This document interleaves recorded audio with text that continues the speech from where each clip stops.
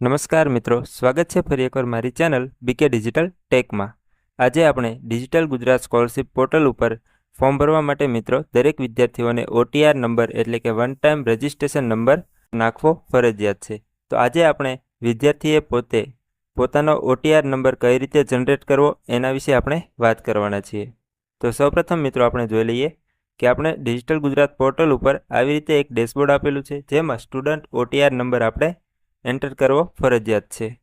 જેમાં મિત્રો તમે અહીંયા જોઈ શકો છો કે નેશનલ સ્કોલરશિપ પોર્ટલ પર જનરેટ કરેલ વિદ્યાર્થીનો 14 અંકનો OTR નંબર લખવો। તો આપણે મિત્રો OTR નંબર કઈ રીતે જનરેટ કરવો એની પ્રોસેસ આ વિડીયોમાં જાણવાના છીએ। એ પહેલાં મિત્રો તમને જણાવી દઉં કે અમારી ચેનલ ઉપર તમને દરેક પ્રકારની સરકારી ભરતીઓ હોય કે પછી કોઈ પણ સરકારી યોજના હોય તેના વિશેની સંપૂર્ણ માહિતી વિસ્તારપૂર્વક મળી રહે છે। તો જો તમે ચેનલને સબસ્ક્રાઇબ ના કરી હોય તો ચેનલને સબસ્ક્રાઇબ કરીને બેલ આઇકોન પર ક્લિક જરૂરથી કરી લેજો। હવે આપણે વિડીયોમાં આગળ વધીએ। સૌપ્રથમ તમારે મોબાઈલ અથવા તો કોમ્પ્યુટરના કોઈ પણ બ્રાઉઝર ઓપન કરી લેવાનું છે। બ્રાઉઝર ઓપન કર્યા પછી મિત્રો આપણે તેમાં સર્ચ બાર ઉપર NSP OTR લખવાનું છે, અને જ્યારે તમે NSP OTR લખશો એટલે એક આવું ડેશબોર્ડ ઓપન થઈ જશે, જેમાં તમારે સૌથી ઉપર જે નેશનલ સ્કોલરશિપ પોર્ટલની લિંક આપેલી છે એના ઉપર ક્લિક કરી દેવાનું રહેશે। જ્યારે તમે નેશનલ સ્કોલરશિપ પોર્ટલ ઉપર ક્લિક કરશો એટલે તમારી પાસે આ એક ડેશબોર્ડ ઓપન થઈ જશે। અને મિત્રો હું નીચે ડિસ્ક્રિપ્શનમાં આ ડાયરેક્ટ તમારે આ ડેશબોર્ડ ઓપન થાય એવી લિંક હું આપી દઈશ, જ્યાંથી તમે લિંકને કોપી કરીને તમે સીધા જ આ વેબસાઇટ ઉપર આવી શકો છો। જ્યાં મિત્રો આપણે જોઈ લઈએ કે અહીંયા આપણે રજિસ્ટ્રેશન કરવા માટેના 4 સ્ટેપ આપેલા છે, જેમાં guidelines, register, mobile number, KYC અને ફિનિશ। તો આપણે મિત્રો સૌપ્રથમ વાત કરી લઈએ કે આપણે ગાઈડલાઇન્સ ઉપર જે ઉપર રજિસ્ટર આપેલું છે એના ઉપર ક્લિક કરી દઈશું। રજિસ્ટર ઉપર ક્લિક કરશું મિત્રો એટલે આપણે અહીંયા ડેશબોર્ડ ઉપર અહીંયા નીચે જે આઈ અગ્રી ટુ ધ ફોલોવિંગ્સના બંને ટિક માર્ક કરીને પછી નેક્સ્ટ ઉપર ક્લિક કરવાનું રહેશે।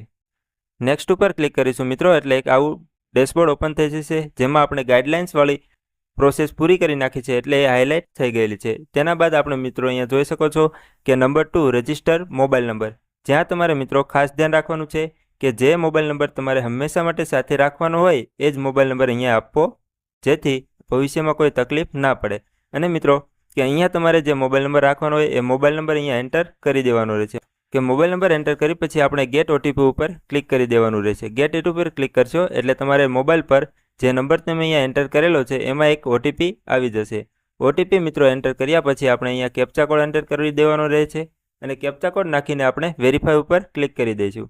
વેરીફાઈ ઉપર ક્લિક કરવાથી મિત્રો આપણે જે રજિસ્ટર્ડ મોબાઈલ નંબર છે એ સ્ટેપ પણ આપણે પૂર્ણ થઈ જશે। ત્યારબાદ મિત્રો આપણે ત્રીજા સ્ટેપ ઉપર આવી જઈશું, જે આપણે અહીંયા KYC નું સ્ટેપ છે। KYC માટે મિત્રો આપણે આધાર કાર્ડ ખૂબ જ જરૂરી છે। આધાર કાર્ડ વગર તમે KYC નહીં કરી શકો। KYC માટે મિત્રો આપણે અહીંયા આધાર કાર્ડ ખૂબ જ જરૂરી છે। KYC કરવા માટે તમારે આધાર કાર્ડમાં મોબાઈલ નંબર લિંક હોવો ફરજિયાત છે, અને એ સાથે સાથે તમારું આધાર કાર્ડ અપડેટ હોવું પણ ફરજિયાત છે, જેના કારણે તમારું ફેસ ઓથેન્ટિકેશન થઈ શકે।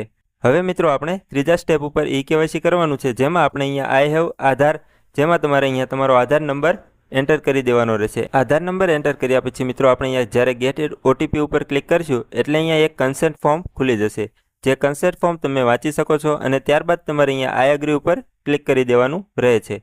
આઈ અગ્રી ઉપર આપણે જ્યારે ક્લિક કરીશું એટલે જે આધાર કાર્ડ સાથે તમારો જે મોબાઈલ નંબર લિંક છે એ મોબાઈલ નંબર ઉપર એક OTP આવી જશે, જે OTP તમારે અહીંયા એન્ટર કરી દેવાનો રહેશે। ત્યારબાદ જ્યારે તમે OTP એન્ટર કરીને વેરીફાઈ ઉપર ક્લિક કરશો એટલે એક નવો અહીંયા ઇન્ટરફેસ આવી જશે, જે થોડીવાર લોડ થશે, અને ત્યારબાદ અહીંયા તમને તમારી આધાર કાર્ડની સંપૂર્ણ ડિટેલ્સ જોવા મળી જશે। અને અહીંયા મિત્રો ખાસ તમે એક ધ્યાન રાખવાનું છે કે NPCI સક્સેસ એટલે કે તમારું મિત્રો NPCI એટલે કે આધાર કાર્ડ અને બેંક સાથે તમારે આધાર કાર્ડ તમારું લિંક છે, જે અહીંયા દર્શાવે છે। જે આ સિમ્બોલ મિત્રો તમે 5 થી 6 સેકન્ડમાં ગાયબ થઈ જશે, અને તમે અહીંયા તમારી આધાર કાર્ડની કમ્પ્લીટ ડિટેલ્સ તમે જોઈ શકો છો, જેમાં applicant name, Aadhaar number, gender, date of birth અને તમારો એડ્રેસ, અને તમારો આધાર કાર્ડમાં જે ફોટો હોય છે એ ફોટો અહીંયા બતાવવામાં આવશે, જે તમારે વેરીફાઈ કરી લેવાનો રહેશે।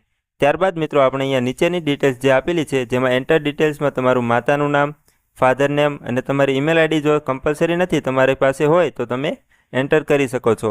અને અહીંયા તમારે જે NPCI mapper status bank of Baroda, અહીંયા કોઈ પણ બેંકનું નામ લખેલું હોઈ શકે છે, એટલે કે મિત્રો જે બેંકમાં તમારું ખાતું છે અને જ્યાં તમારે બેંકમાં જે ખાતામાં તમારું આધાર કાર્ડ લિંક હશે તે બેંકનું નામ અહીંયા આવી જશે। ત્યારબાદ મિત્રો અહીંયા સંપૂર્ણ ડિટેલ્સ તમારે એન્ટર કરી દેવાની રહેશે, જેમાં અહીંયા તમે જોઈ શકો છો કે આપણે બધી માહિતી ભરી નાખેલી છે। હવે આપણે મિત્રો અહીંયા ફિનિશ ઉપર ક્લિક કરી દેવાનું રહેશે। જ્યારે તમે ફિનિશ ઉપર ક્લિક કરશો એટલે એક આવું નવું ઇન્ટરફેસ ઓપન થઈ જશે, જેમાં મિત્રો આપણે અહીંયા જોઈ શકીએ છીએ કે એક નવું ઇન્ટરફેસ આવી ગયેલું છે, જેમાં you have successfully generated the reference and your reference number. અહીંયા આપણને આપણો OTR જે મળવાનો છે એનો એક રેફરન્સ નંબર આપેલો છે, જે મિત્રો હવે આપણે આગળ આપણા મોબાઈલમાં પ્રોસેસ કરવાની રહે છે, જેમાં kindly download the NSP OTR mobile app and complete your face authentication for generating OTR। હવે મિત્રો આપણે NSPની જે NSP OTRની જે મોબાઈલ એપ્લિકેશન આવે છે એ આપણે ગૂગલ પ્લે સ્ટોર ઉપરથી ડાઉનલોડ કરવાની રહે છે, જેમાં તમે અહીંયા direct get it on Google play ઉપર ક્લિક કરશો એટલે તમને ગૂગલ પ્લે ઉપર રીડાયરેક્ટ કરી દેવામાં આવશે। જ્યાં મિત્રો અહીંયા તમે જોઈ શકો છો એવી એક NSP OTRની એપ્લિકેશન તમને જોવા મળશે, જે તમારે અહીંયાથી ડાઉનલોડ કરી લેવાની છે। ડાઉનલોડ કર્યા પછી આપણે એને ઓપન કરી લઈશું। ઓપન કરીએ મિત્રો એટલે આપણને એક નવું આવું ઇન્ટરફેસ જોવા મળી જશે, જે એપ્લિકેશન આપણે ઓપન કરીએ છીએ એમાં અહીંયા welcome to national scholarship portal OTR app લખેલું છે, અને ત્યારબાદ અહીંયા 4 ઓપ્શન આપેલા છે, જેમાં login, register, KYC by face authentication અને ચેન્જ મોબાઈલ નંબર। જેમાં મિત્રો આપણે અહીંયા KYC બાય ફેસ ઓથેન્ટિકેશન આપેલું છે એના ઉપર ક્લિક કરવાનું રહેશે। એના ઉપર ક્લિક કરીશું એટલે અહીંયા આપણને અહીંયા KYCનું એક ફોર્મ ખુલી જશે, જેમાં to complete KYC please login with your temporary reference number. આપણને મિત્રો અહીંયા તમે જોઈ શકો છો કે આપણે જે ઉપર ટેમ્પરરી રેફરન્સ નંબર આપવામાં આવેલો હતો એ આપણે અહીંયાથી જોઈ લેવાનો છે અને તેને કોપી કરી લેવાનો રહેશે। કોપી કર્યા બાદ મિત્રો અહીંયા આપણે જે રેફરન્સ નંબરનો ખાલી ખાનું આપેલું છે એ જગ્યાએ આપણે એ રેફરન્સ નંબર એન્ટર કરી દેવાનો રહેશે, અને ત્યારબાદ રિસેન્ટ OTP એટલે કે સેન્ડ OTP ઉપર ક્લિક કરી દઈશું। OTP ઉપર ક્લિક કરવાથી મિત્રો અહીંયા એક OTP આવી જશે, જે OTP તમારે અહીંયા એન્ટર કરી દેવાનો રહેશે। ત્યારબાદ નેક્સ્ટ ઉપર જેવું તમે ક્લિક કરશો એટલે તરત જ તે તમારી જે આધાર કાર્ડની ડિટેલ્સ હતી એ અહીંયા ફરી વખત તમને જોવા મળી જશે, જેમાં મિત્રો તમારું નામ, તમારો રેફરન્સ નંબર, જન્મ તારીખ, જેન્ડર અને આધાર નંબર તમારો અહીંયા જોવા મળશે, જે તમારે વેરીફાઈ કરીને પછી પ્રોસીડ ફોર ફેસ ઓથેન્ટિકેશન કરવાનું રહે છે।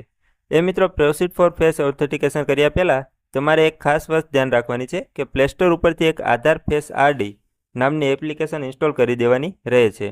જે મિત્રો અહીંયા તમે જોઈ શકો છો કે પ્લે સ્ટોર ઉપર તમે જ્યારે આધાર ફેસ RD લખશો એટલે એક આવી એપ્લિકેશન જોવા મળી જશે, જે તમારે ઇન્સ્ટોલ કરી દેવાની રહે છે। અને ખાસ ધ્યાન રાખવા જેવી બાબત કે આ એપ્લિકેશન આપણને મોબાઈલમાં ક્યાંય પણ જોવા નહીં મળે, એટલે તમારે ગભરાવાનું નહીં રહે। અને ત્યારબાદ મિત્રો ફરી વખત તમારે પ્રોસીડ ફોર ફેસ ઓથેન્ટિકેશન ઉપર ક્લિક કરી દેવાનું રહેશે, અને જ્યારે તમે એના ઉપર ક્લિક કરશો એટલે તરત જ તે તમને એક કન્સેન્ટ જોવા મળી જશે, જે તમારે અહીંયાથી વાંચી લેવાનું છે। અને વાંચ્યા બાદ મિત્રો અહીંયા નીચે ફરી વખત એક આઈ અગ્રી આપેલું છે એના ઉપર આપણે ક્લિક કરી દેવાનું રહે છે। જ્યારે મિત્રો આપણે આઈ અગ્રી ઉપર ક્લિક કરીશું ત્યારબાદ આપણે જે પ્લે સ્ટોર ઉપરથી આધાર ફેસ RD એપ્લિકેશન ઇન્સ્ટોલ કરેલી હતી તેને ઓટોમેટિક ઓપન થઈ જશે। ઓપન કર્યા બાદ મિત્રો 3-4 સેકન્ડનું લોડિંગ લે છે, અને ત્યારબાદ એક આવું ઇન્ટરફેસ આપણને જોવા મળી જશે, જેમાં મિત્રો આપણે જે વ્યક્તિનું આપણે OTR જનરેટ કરતા હોય એ વ્યક્તિનું અહીંયા આપણે આધાર કાર્ડ સાથે ફેસ મેચ કરવાનું રહે છે। જેમાં મિત્રો આપણે અહીંયા તમે જોઈ શકો છો કે જ્યારે આપણે ગ્રીન સર્કલ થઈ જાય ત્યારે આપણે ઓટોમેટિક ફેસ ઓથેન્ટિકેશન થઈ જશે, અને ફેસ ઓથેન્ટિકેશન થશે એટલે એક આવી રીતે ફરી વખત લોડિંગ લેશે, અને ફરી વખત આપણે NSP OTR એપ્લિકેશનમાં રીડાયરેક્ટ થઈ જશું। જેમાં મિત્રો આપણે અહીંયા ત્યાં થોડી વાર લોડિંગ થશે, અને ત્યારબાદ તમારું OTR 14 આંકડાનો OTR નંબર જનરેટ થઈ જશે। તો આ જે OTR નંબર તમારો જનરેટ થયેલો છે એ OTR નંબર જ આપણે ડિજિટલ ગુજરાત સ્કોલરશિપ પોર્ટલમાં તમારે એન્ટર કરી દેવાનો રહે છે। સ્કોલરશિપ પોર્ટલ ઉપર આપણે આ સ્કોલરશિપની આગળની પ્રોસેસ કરી શકીએ છીએ।